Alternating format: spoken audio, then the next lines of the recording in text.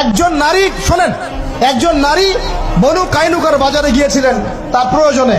ইহুদি তার শ্লীলতাহানি করেছে, তার সতর খুলে দিয়েছিল একজন ইহুদি। এটা দেখে একজন মুসলিম ভাই সেখানে থাকতে না পারে ওই ইহুদির গর্দান নামিয়ে দেয়। এই ইস্যুকে কেন্দ্র করে ইহুদিরা মিলে ওই ভাইকে শহীদ করে। তখন ওই বাজারে ওই ভাই ছাড়া আর কেউ ছিল না, একজনই ভাই ছিল। এরপরে এই মামলা আসলো নবীর দরবারে সাল্লাল্লাহু আলাইহি ওয়াসাল্লাম। এটা মদিনার ঘটনা। নবী সাল্লাল্লাহু আলাইহি ওয়াসাল্লাম ওই সাহাবীকে তো দোষারোপ করেনই নাই, ওই সাহাবীকে দোষারোপ করেন নাই, বরং নিজে বর্ম পরে অন্য সাহাবীদেরকে বলেছেন তোমরা বের হও, আমরা বনু কাইনুকা আক্রমণ করবো, ওকে এখান থেকে বের করে দেবো।